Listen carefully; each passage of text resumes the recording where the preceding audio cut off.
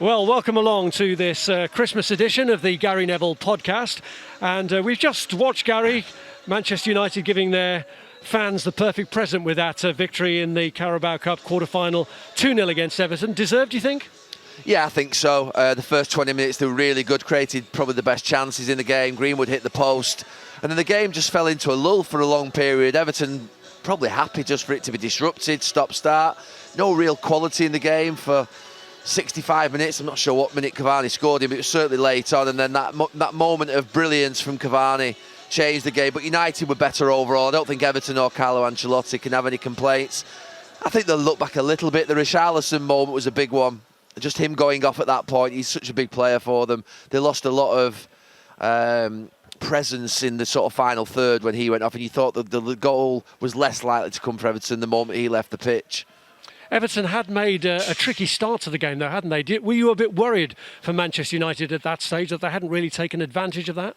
A little bit. I think just the 20 minutes was so good, and you thought they were passing well, and then the game just Everton didn't really grab hold of the game. The game just seemed to fall away a little bit, and Everton through that just ended up coming back into it naturally. And you think, yeah, 0-0. There is definitely a situation where Everton could have won the game. And I think there was a point probably whereby it got in the second half to a situation where I think Carlo Ancelotti was looking for penalties. I think that Ole Gunnar Solskjaer was always thinking with Rashford and Martial coming on, we're going to go and nick one. And that feeling that I had, I didn't say it in commentary, that about the fact there would be a goal. I did think it would be United's goal. I thought Rashford or Martial would deliver. Wasn't thinking it wouldn't be Cavani. I just thought they would be the two most favourite of the United players. But Cavani's delivered a really, really special moment there. The fact that they could make 9 changes for this match and still have a strong team, does that show the depth of the squad they've got now? And in view of that, do they really need to go into the transfer market again next month?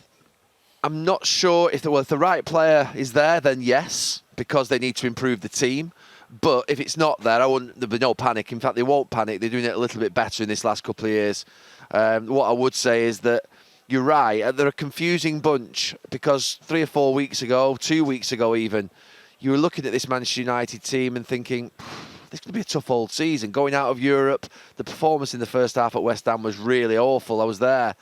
And you look at this tonight and you think, the glass half's full. The squad's been used, the performance against Leeds. I think Leeds suited Manchester United the way they played, but they were brilliant against them nonetheless. 6 goals, then changing 9 players, the depth of the squad, the bench on Sunday. They're all involved, they're all playing.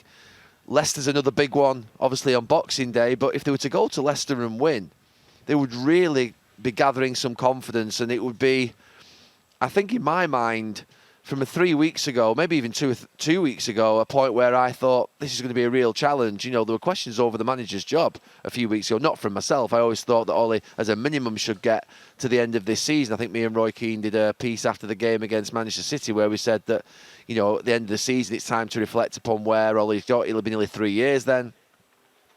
But as he walks off that pitch there tonight with a smile on his face, I think the fans will be happy. The players on the pitch have got a lot of quality. If they can just get into a rhythm and start to produce performances, real performances over 90 minutes. And tonight they did it for 20 minutes. Against Leeds they did do it for 90 minutes. But if they can start to produce performances over 90 minutes consistently, that bunch of players, there's some big characters in there and there's some big talent. But they've not yet moulded together as a team properly that you think, right, here we go. There's a team that's forming.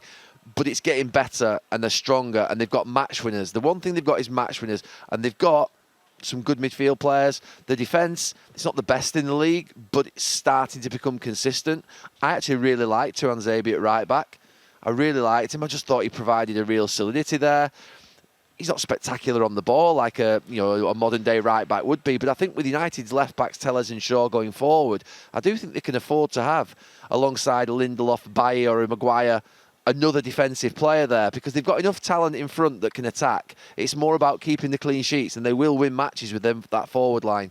Can they afford over this busy festive programme, though, to keep playing Maguire, to keep playing Bruno Fernandes? Well, they're the two players that I think are irreplaceable. I think Fernandes is irreplaceable. I think without him, they're nowhere near is, I think, probably too strong. But they're certainly a way off without him. He's a vital piece of the jigsaw. Maguire, I think, you'd only know if he was missing, but I think that my gut feeling is that they would miss him enormously. I know that some people say that he's not the best centre-half in the league, that he's not done brilliantly since he come for 80 million, but he's a big presence there at the heart of that defence. He's good on the ball, he's composed, he's good in the air, doesn't make a lot of mistakes. Yeah, of course he'll get caught one-on-one sometimes, but he's a good centre-back, Harry Maguire. He's a really good centre-back, and he's a big presence in that team. And I think him and Fernandes, I'm not sure that they can at this moment in time, because I think Ole Gunnar Solskjaer's not in a position whereby he's got the luxury to lose a game, unfortunately.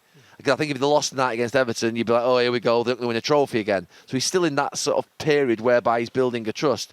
But if they can beat Leicester, win a couple more games in the new year, and obviously we're going to see the semi-final draw in the next half an hour or so, they've got a chance of having a really good season again. And the ambition at the start of the season, I think, for everybody at the club at United, and I think we said it on television, if you were being honest, was to get close to Liverpool and City, to get closer to them. They are closer.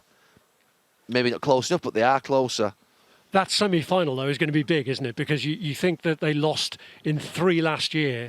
It's an important, almost psychological hurdle to overcome to get to a final. Yeah, and I don't think that they would fear City the same anywhere near as much as they would have done a year ago, or definitely not 2 years ago, because City were unplayable then for United.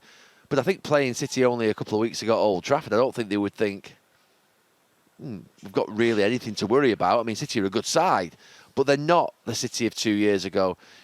And United can win away from home against City, and probably less so at home, but they shouldn't have anything to fear.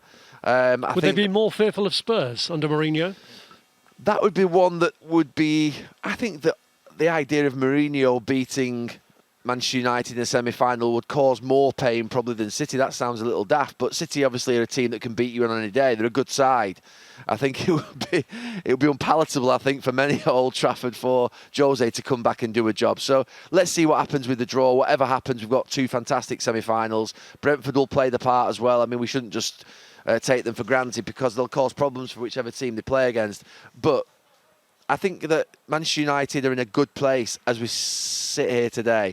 The problem is with Manchester United, it can all change in 3 days, because they can lose 2-0 at Leicester and everyone says, they're not really good enough, they're not consistent. And that is the knife edge that they live on at this moment in time. But I'm more positive, a lot more positive tonight, just because of certain things, the squad being used, the rotation, they look like they've got a smile on their face. I think they've built a little bit of confidence in this last couple of weeks. It's been a good couple of weeks for them since going out of Europe. And a busy Christmas for you. You're going to be on the road a fair bit, aren't you, covering games? I really misread it, Rob, honestly. It's unbelievable. So you get the tiers announcement 2 or 3 weeks ago, and you're thinking to yourself, well, we're in tier 3, so our restaurants aren't open. It's a little bit miserable in Manchester. Get me down to London on Boxing Day in the 27th, and on the 2nd, and on the 3rd. I'm thinking there's no way that mob will put London into tier 3. They don't put him into tier 3, they put me into tier 4. They've created a new tier for me. So I'm down London, and they can't even serve me a bowl of soup, let alone the fine cuisine I was looking forward to. So no, I am actually down in London for 4 days over Christmas in tier 4. I think I'll be in a camper van. I was going to say, enjoy the padded cell of your hotel room. Yeah, I will do. And to be fair, it'll be lovely going out of a tier 2 area, Liverpool, the cleanest zone in the country at this moment in time. They'll be carbon neutral here next. Are you going to be moving here then? Oh, absolutely. I'm considering moving to the Wirral. That'll be the day. Anyway, have a great Christmas, Gary. Thank you. Merry Christmas, everybody. Thanks for joining us on the podcast.